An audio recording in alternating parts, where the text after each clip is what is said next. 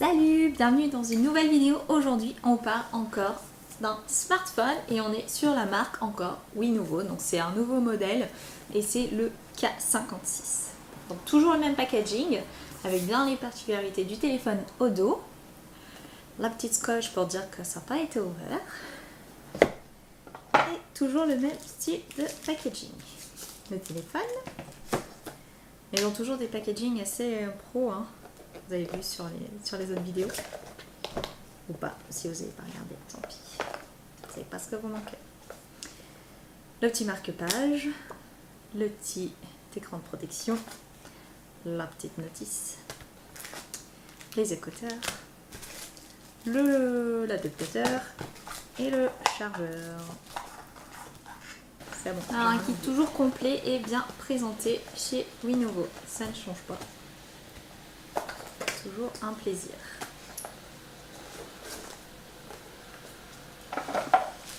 Alors, le téléphone en question. Et voici, le voilà. Alors, il est assez grand et il est lourd quand même comparé aux autres que j'ai pu tester. C'est le plus lourd que j'ai. 160 grammes. Donc voilà, ça reste un peu imposant quand même pour un téléphone. Alors, il est très joli, hein, je l'ai choisi dans la couleur bleue parce que j'adore le bleu. Et donc le reste est un peu doré. Donc comme toujours, donc là on a la prise universelle, la prise jack 5.5.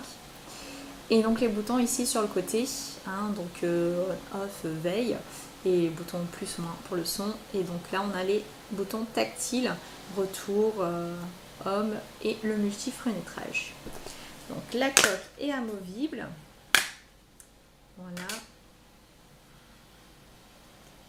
Donc la batterie en lithium, voilà. Et donc sa capacité c'est 2800 mAh. À l'intérieur, donc on a les emplacements SD, donc micro SD et 2 emplacements SIM. Maintenant tous les téléphones ont 2 emplacements SIM. M pour la maîtresse. M pour la marque. Non, je plaisante, c'était une blague. Donc on met la carte dedans. On essaye de ne pas se tromper d'emplacement. Et je dis ça parce que ça m'est arrivé. Pensez-vous. C'est peu pratique. Après c'est un peu chiant pour aller la récupérer quoi.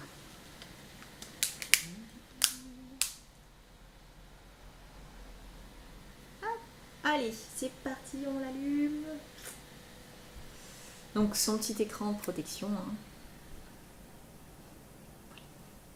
Vous aurez déjà un petit jingle Lenovo comme d'habitude. Alors, dessus l'Android c'est du 5.1, c'est du Lollipop.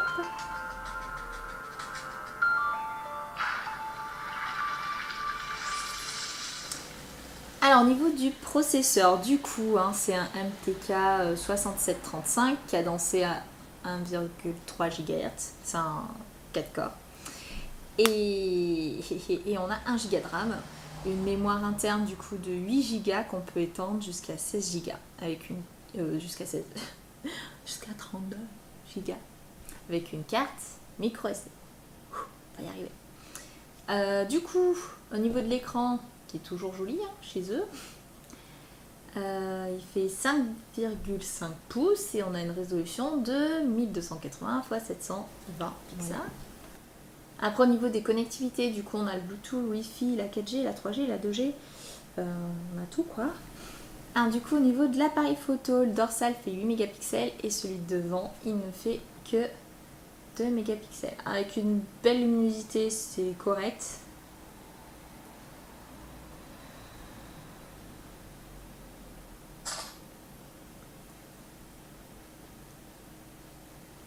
C'est correct. Après, quand vraiment il fait très sombre, c'est pas très net. Voilà, c'est pas son point fort. De toute façon, tous les smartphones à ce prix-là, c'est pas leur point fort au niveau de l'appareil photo. Voilà, si vous voulez voir le Apple du téléphone. Et donc, ce qui est bien sur ce téléphone, du coup, c'est qu'on a les gestes tactiles. Enfin, les gestes tactiles. des gestes intelligents. Donc on fait un M pour avoir la musique, etc. quoi. Ça, c'est vraiment sympa. Alors, bilan de mon test, du coup, je le trouve beau physiquement, un peu gros, un peu lourd. Après, il a toutes les applications de base dont on a besoin sur un téléphone. L'appareil photo, c'est pas son point fort. Après, j'aime beaucoup le fait d'avoir la gestuelle intelligente, ça c'est pratique. Donc, pour les jeunes, je trouve que c'est pas mal en premier téléphone. Son prix c'est 80 €. Après, c'est vrai que si on veut faire du jeu, ça rame. Voilà. Du fait du processeur, ça c'est pas assez puissant. Mais sinon, il est très correct. Voilà. C'est un bon test. Bon, j'espère que la vidéo vous aura plu. Si vous avez des questions, n'hésitez pas à me les poser. Et je vous laisse vous abonner, liker, partager, etc. Ciao, ciao!